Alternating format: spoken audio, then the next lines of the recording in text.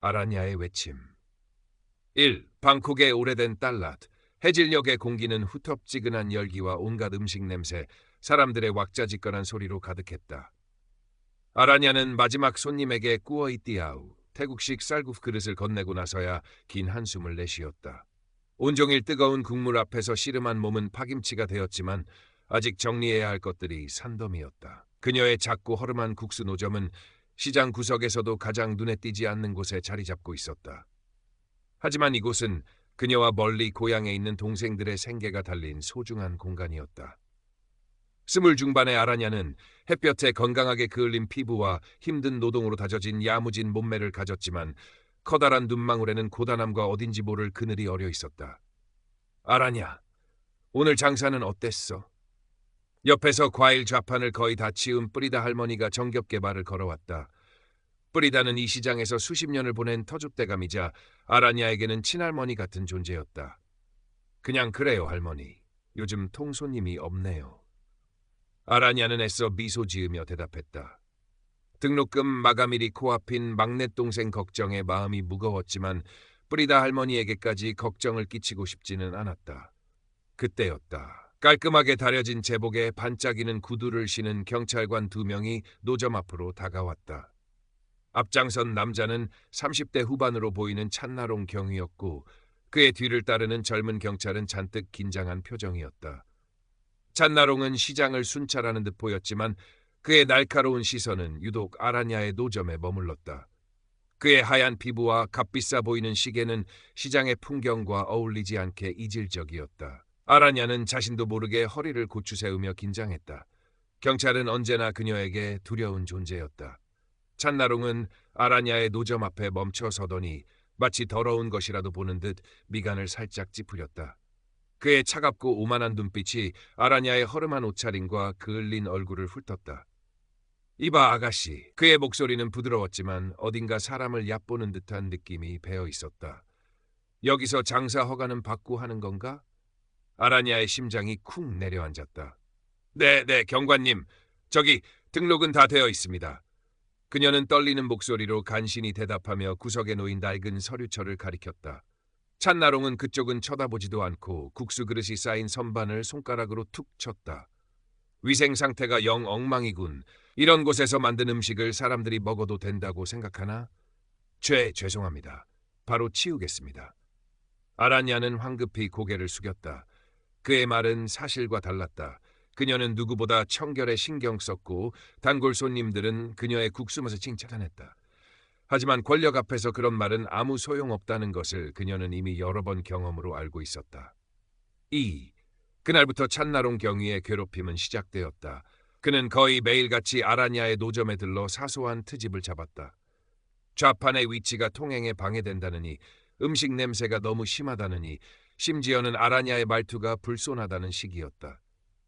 그때마다 아라냐는 숨막히는 공포와 굴욕감을 느껴야 했다.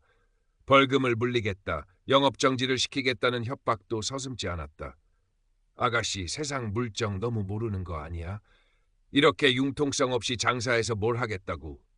어느 날 찬나롱은 노골적으로 돈을 요구하는 듯한 남욕을 흘리며 비웃었다. 그의 눈빛은 내까짓게 감히 내 말을 거역해? 라고 말하는 듯했다. 아라냐는 입술을 깨물었지만 아무 대꾸도 하지 못했다. 그녀에게는 한 푼의 돈도 아쉬웠고 무엇보다 동생들의 학비가 걸려 있었다. 이런 광경을 지켜보던 뿌리다 할머니가 보다 못해 나섰다.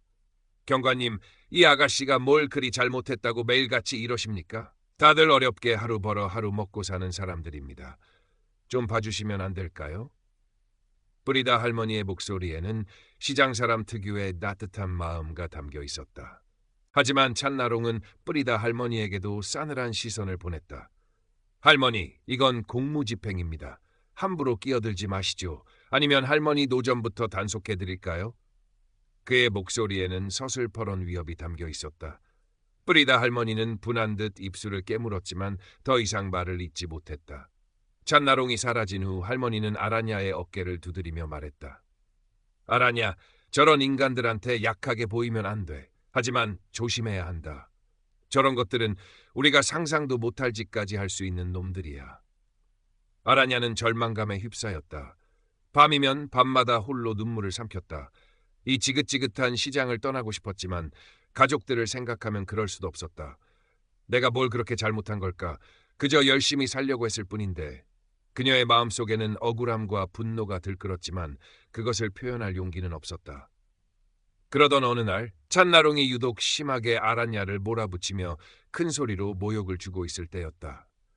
시장 골목을 지나던 한 청년이 그 광경을 목격했다. 그의 이름은 나타폰, 법대생이자 인권 문제에 관심이 많은 블로거였다. 그는 직감적으로 상황이 심상치 않음을 느끼고 몰래 자신의 스마트폰으로 찬나롱의 행동을 촬영하기 시작했다. 찬나롱이 젊은 부하 경찰에게 아라냐의 물건들을 트집 잡아 압수하라고 지시하며 으름장을 놓고 사라진 후 나타폰은 조심스럽게 아라냐에게 다가갔다. 괜찮으세요? 아까 그 경찰 너무 심하던데요. 아라냐는 경계심 가득한 눈으로 그를 쳐다보았다. 나타폰은 자신의 학생증을 보여주며 자신을 소개했다. 저는 나타폰이라고 합니다. 법을 공부하고 있어요. 혹시 제가 도울 일이 있을지도 모릅니다. 아까 상황을 제가 촬영했습니다. 아라냐의 눈이 커졌다. 누군가 자신을 도와주겠다고 나선 것은 처음이었다. 그녀는 망설였다. 경찰에게 밉보이면 더 큰 화를 당할지도 모른다는 두려움이 앞섰다.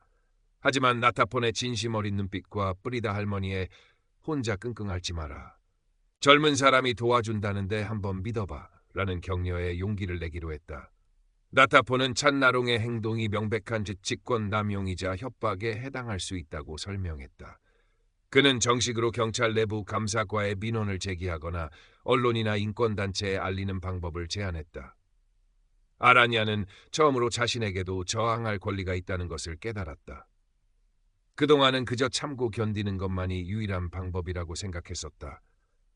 다음 날 찬나롱이 어김없이 나타나 아라냐에게 시비를 걸었다. 어제 내가 말한 성인은 준비됐겠지? 그는 음흉한 미소를 지으며 물었다. 아라냐는 떨리는 목소리였지만 단호하게 대답했다. 경관님, 저는 잘못한 것이 없습니다.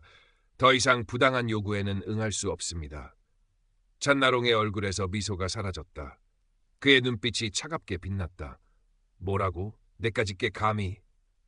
그는 분노를 애써 억누르며 아라냐를 노려보았다. 좋다. 네가 얼마나 버틸 수 있는지 한번 보자. 그날부터 찬나롱의 보복은 더욱 교묘하고 집요해졌다. 그는 위생과 세무과 공무원들을 대동하여 아라냐의 노점만 집중적으로 단속했다. 하루가 멀다 하고 딱지가 날아왔고 벌금도 눈덩이처럼 불어났다. 심지어 주변 상인들에게 저 여자와 어울리면 당신들도 좋을 것 없다며 압력을 넣어 아라냐를 고립시키려 했다. 시장 사람들은 찬나롱의 권력이 두려워 아라냐를 알면서도 모른 척 외면하기 시작했다. 아라냐는 경제적으로도 심리적으로도 극한 상황에 내몰렸다. 그녀는 밤마다 나타폰과 통화하며 법적인 대응을 준비했지만 거대한 권력 앞에서 자신이 얼마나 무력한 존재인지 절감하며 괴로워했다. 3.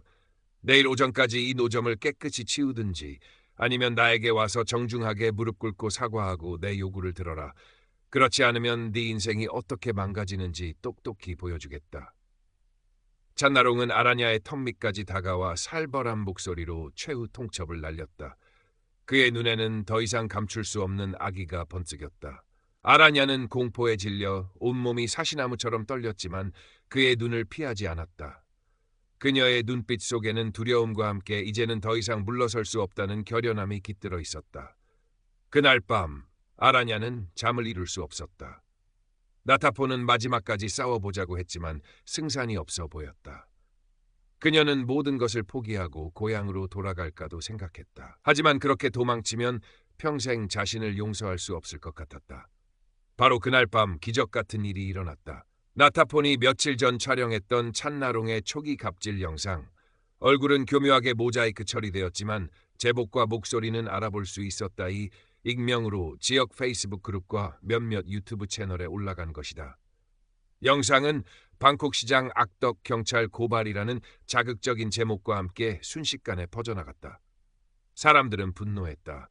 세상에 아직도 저런 경찰이 있다니. 힘없는 상인 괴롭히는 경찰은 당장 퇴출해야 한다. 우리 시장에도 저런 놈 있을지 몰라 다들 조심해야 해 등의 댓글이 수백 개씩 달렸다. 영상은 삽시간에 수만 건의 조회수를 기록하며 뜨거운 감자로 떠올랐다. 다음 날 아침, 아라냐는 밤새 고민 끝에 결국 노점을 열기로 결심했다. 마지막이 될지도 모르지만 이렇게 도망치듯 끝내고 싶지는 않았다. 그녀가 두려움과 비장함이 뒤섞인 마음으로 노점 앞에 섰을 때 놀라운 광경이 펼쳐졌다. 뿌리다 할머니를 비롯한 몇몇 용기 있는 시장 상인들이 그녀의 노점 앞에 모여든 것이다. 그들의 손에는 아라냐는 잘못 없다. 부패 경찰 찬나롱은 물러가라. 우리는 아라냐를 지지한다 등의 문구가 적힌 손팻말이 들려 있었다. 아라냐 힘내라. 우리가 있잖니. 뿌리다 할머니가 아라냐의 손을 꼭 잡으며 말했다. 아라냐의 눈에서 뜨거운 눈물이 흘러내렸다. 그녀는 혼자가 아니었다. 소식을 듣고 점점 더 많은 상인들과 시민들이 모여들기 시작했다. 그들은 아라냐의 노점을 중심으로 작은 시위대를 형성했다. 어젯밤 소셜미디어에서 영상을 본 사람들이 일부러 찾아오기도 했다. 예상치 못한 상황에 찬나롱은 당황한 기색이 역력했다. 하지만 그는 애써 침착함을 가장하며 부하 경찰들을 동원해 시위대를 강압적으로 해산시키려 했다. 여러분, 이건 불법 집회입니다. 공무집행을 방해하지 마십시오. 모두 해산하십시오. 그의 목소리는 다급하게 떨리고 있었다. 그는 이 모든 사태의 원흉으로 아라냐를 지목하며 그녀를 체포하려 손을 뻗었다. 이 모든 소란은 저 여자 때문이야. 당장 저 여자를 체포해. 바로 그 순간이었다. 잠깐만요, 경관님. 나타폰이 군중을 해치고 앞으로 나섰다. 그의 손에는 휴대폰이 들려 있었고 그 옆에는 정장 차림의 중년 남성이 함께였다. 찬나롱 경위님, 당신의 직권 남용과 협박 그리고 뇌물 요구 정황이 담긴 추가 증거가 여기 있습니다. 나타폰은 휴대폰을 높이 들어 보이며 찬나롱이 지난 며칠간 아라냐에게 은밀히 금품을 요구했던 대화 내용이 담긴 녹취 파일을 재생했다. 시장 전체에 찬나롱의 추악한 목소리가 울려 퍼졌다. 찬나롱의 얼굴이 하얗게 질렸다. 그와 동시에 미리 연락을 받고 대기하고 있던 인권단체 소속 변호사와 몇몇 소규모 언론사 기자들 그리고 개인 방송을 하는 유튜버들이 현장으로 쇄도하며 카메라 플래시를 터뜨리기 시작했다. 찬나롱은 사면초가에 놓였다. 그의 얼굴에서 처음으로 냉정함이 사라지고 낭패감과 초조함 그리고 희미한 공포심마저 드러났다. 그는 더 이상 상황을 통제할 수 없다는 것을 깨달았다.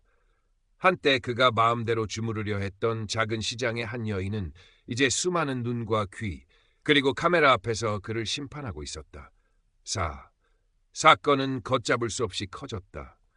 방콕의 작은 시장에서 벌어진 한 경찰관의 갑질 사건은 순식간에 태국 전역의 주요 뉴스로 떠올랐다. 소셜미디어는 찬나롱에 대한 비난과 아라냐에 대한 지지로 들끓었다. 경찰청은 긴급 기자회견을 열어 국민에게 사과하고 찬나롱 경위를 즉시 직위 해제한 후 강도 높은 내부 감찰에 착수하겠다고 발표했다. 하지만 세상은 그렇게 쉽게 정의를 허락하지 않았다. 몇 달 후 찬나롱은 그의 유력한 집안 배경 덕분인지 증거 불충분과 정상 참작 등의 이유로 형사처벌은 면하고 견책이라는 가벼운 징계만을 받은 채 슬그머니 다른 지역으로 전출되었다는 소식이 들려왔다. 아라냐와 그녀를 도왔던 사람들은 허탈감과 분노를 느껴야 했다. 거대한 권력의 벽은 여전히 높고 단단했다. 그럼에도 불구하고 아라냐의 삶에는 분명한 변화가 찾아왔다. 그녀는 여전히 시장 한 구석에서 꾸어이 띠아오를 팔고 있었지만 더 이상 예전에 소극적이고 두려움 많던 아라냐가 아니었다. 그녀의 눈빛에는 이전보다 더 깊은 강인함과 자신감이 서려 있었고 목소리에는 힘이 실려 있었다. 그녀는 시장 상인 조합의 작은 일에도 적극적으로 참여하기 시작했고 자신과 비슷한 처지에 놓인 다른 상인들이 부당한 일을 당하면 누구보다 먼저 나서서 그들을 돕고 목소리를 냈다. 뿌리다 할머니와 나타포는 여전히 그녀의 든든한 지원군이었다.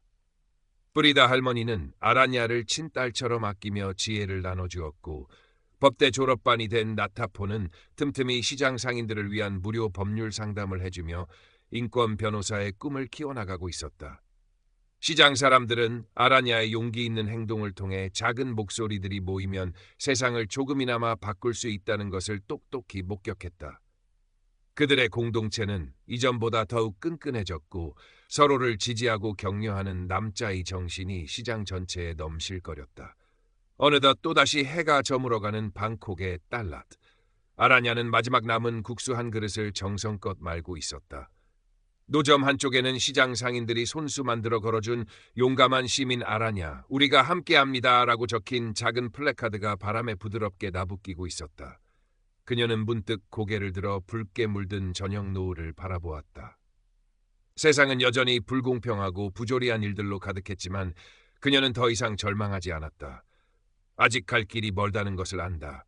하지만 이제 나는 혼자가 아니야. 아라냐의 입가에 희미한 미소가 떠올랐다. 그 미소는 마치 어둠 속에서 피어나는 작은 등불처럼 따뜻하고 단단한 희망의 빛을 품고 있었다. 그녀는 다시 뜨거운 김이 피어오르는 국수 그릇으로 시선을 돌렸다. 내일도 그녀는 이 자리에서 땀 흘려 국수를 말고 부당함에 맞서 싸우며 자신의 삶을 당당하게 살아갈 것이었다. 그녀의 작은 외침은 아직 끝나지 않았다.